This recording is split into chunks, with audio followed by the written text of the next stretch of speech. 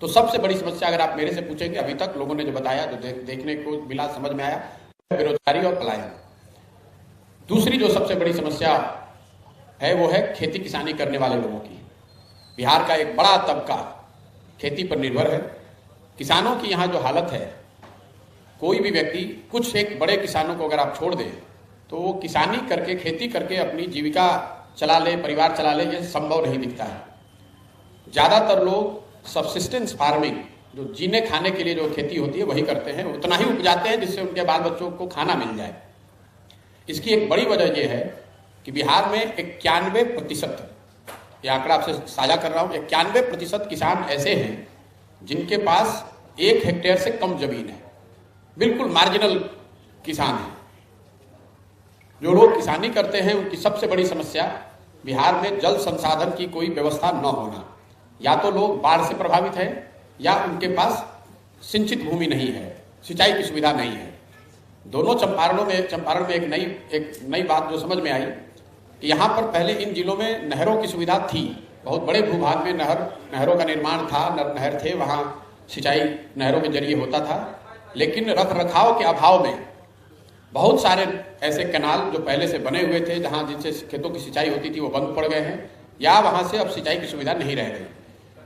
जमीन पर इस चीज़ को देखने के बाद हमने इसको बिहार के स्तर पर देखा और समझने का प्रयास किया, तो पता चला कि पिछले 10 साल में, और ये आंकड़ा आपको ध्यान रहना चाहिए, पिछले 10 साल में बिहार में सिंचित भूमि, एश्योर्ड इरिगेशन वाली जमीन 11% से कम हो गई है। सिंचाई की सुविधा बढ़ी नहीं है, 11% से वो जो भूमि है वो कम हो गई है। और उसकी एक वजह, वो सीधे प्रमाण के तौर पर चंपारण में दिखा कि पहले से जिस जमीन में एश्योर्ड इरिगेशन था, नहर की सुविधा थी, नलकूप की सुविधा थी, वो रख रखाव के अभाव में अब एश्योर्ड इरिगेशन उन जमीन में रही नहीं। दूसरा जो बाढ़ प्रभावित एरिया है वो तो आपको मालूम ही है। पश्चिम चंपारण में जो नेपाल से नदियाँ आती हैं, पूर्वी चंपारण में जो फ्लैश फ्लड जिसको आप कहेंगे, जिसका कॉन्सेप्ट यहाँ नहीं है, जो बरसाती नदी अचानक से नेपाल से आने वाली नदियों में पानी का बढ़ना, नदियों का अपना धारा, अपनी जो अपना रास्ता है उसका बदलना, उससे होने वाले कटाव, ये सामान्य बात हर दूसरे तीसरे पंचायत में आपको देखने को मिलती है। दूसरी जो बड़ी समस्या किसानों के साथ यहाँ पर है, वो खाद बीज का समय पर, सही क्वालिटी के खाद और बीज का समय पर न मिल पाना। अभी तो हम को लेकर हाहाकार है। धान, जब मैं पहले मैंने चलना शुरू किया तो उस समय धान के लिए लोग यूरिया खोज रहे थे। अभी गेहूं की बुआई हो गई है तो हर गांव में, हर प्रखंड में किसानों ने, उनके परिवारों ने ये बताया कि यूरिया 500 से लेकर 1200 रुपये तक लोगों ने खरीदा है। यूरिया का बड़े पैमाने पर नेपाल शिफ्ट होना, यूरिया के कुछ मात्रा का अवैध शराब को बनाने में इस्तेमाल होना, और इन दोनों के ऊपर यहाँ के अफसरों का या जो खाद के व्यवसाय में जुड़े हुए लोग, उनके द्वारा कालाबाजारी, ये तीनों का संयुक्त परिणाम है कि लोगों को खाद समय पर नहीं मिल रहा है। जो मिल भी रहा है तो 500 से 1200 रुपये तक उनको पैसा देना पड़ रहा है।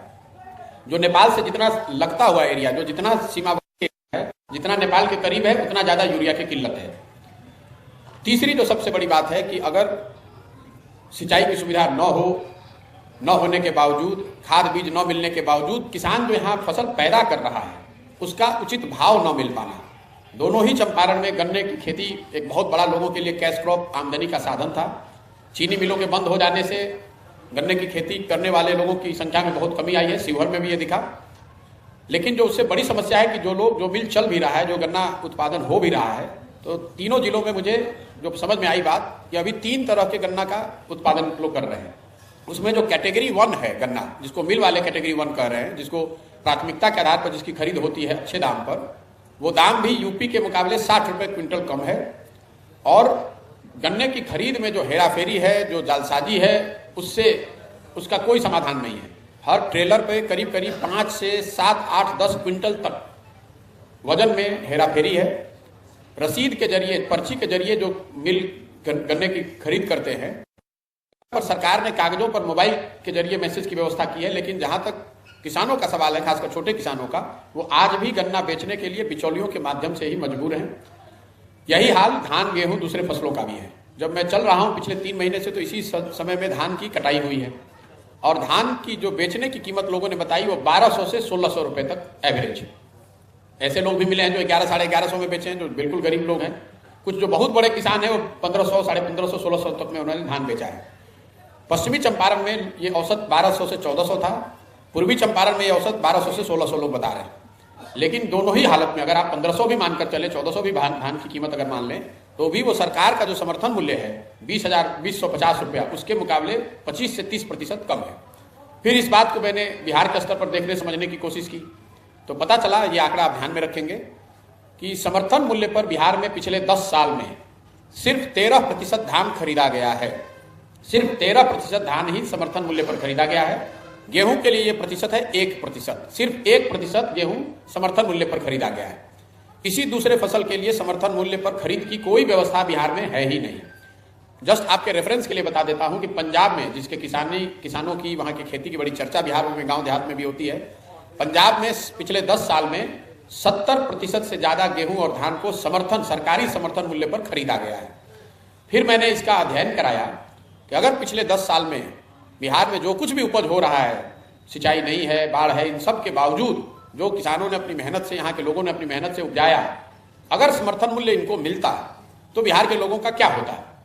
तो आपको एक आंकड़ा शेयर कर रहा हूं। अगर समर्थन मूल्य पर धान, गेहूं, ज्वार, बाजरा, जिनके लिए भी सरकार समर्थन मूल्य जिन फसलों के लिए जारी करती है, अगर सरकार समर्थन मूल्य पर 70% भी ये खरीद ले पंजाब के बराबर, तो बिहार के किसानों को करीब 25,000 करोड़ रुपया हर साल अलग से मिलने लगेगा।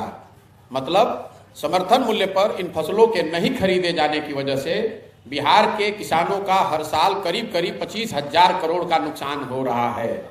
और ये पैसा, मजे की बात यह है कि बिहार सरकार को नहीं देना है, केंद्र सरकार समर्थन मूल्य के लिए राज्य सरकारों को मदद करती है। मुसीबत यह है कि बिहार में इस खरीद की कोई व्यवस्था ही नहीं बनाई गई है। कहीं कोई मंडी है नहीं, मंडी व्यवस्था को खत्म कर दिया गया। और उसका अल्टरनेट जिस पैक्स को बनाया गया है, उनके पास ना वो सुविधा है, ना साधन है, ना उस तरह की व्यवस्था है। और जैसा कि मैंने आपको बताया कि जब आप 100 क्विंटल में 13 क्विंटल ही धान खरीदेंगे, तो जिस दाम पर लोग बेच रहे हैं और जो समर्थन मूल्य था, पिछले 10 साल का मैंने ये अध्ययन कराया, तो करीब ये आंकड़ा 25,000 करोड़ का होता है। इतना नुकसान बिहार के लोगों का हो रहा है। बेरोजगारी, पलायन और कृषि के बाद तीसरा सबसे बड़ा मुद्दा जो अभी तक देखने को मिला है, वो ध्वस्त हो गई शिक्षा व्यवस्था का। इसकी जानकारी भी आप में से सबको है। सबको मालूम है कि बिहार में शिक्षा व्यवस्था उत्तरोत्तर पिछले 5-7 सालों में तो बिल्कुल ही ध्वस्त ही हो गई है। पूरी व्यवस्था उत्क्रमित विद्यालयों और नियोजित शिक्षकों के कंधों पर है। पेपर पर विद्यालयों को उत्क्रमित कर दिया गया, बिना ये सोचे समझे कि उत्क्रमित अगर उसको आप कर रहे हैं तो उसमें उस तरह की सुविधा बनानी पड़ेगी। और शिक्षकों की जो टोली है वो सिर्फ नियोजित शिक्षकों की टोली बच गई है। नियमित शिक्षक ज्यादातर रिटायर हो गए।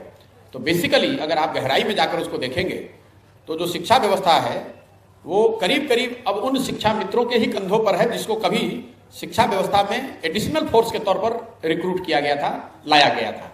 क्योंकि अभी जो 4 लाख के करीब बिहार में शिक्षक हैं, इसमें 75, 2/3 से ज्यादा शिक्षक वो हैं जो कभी शिक्षा मित्र के तौर पर बहाल किए गए थे।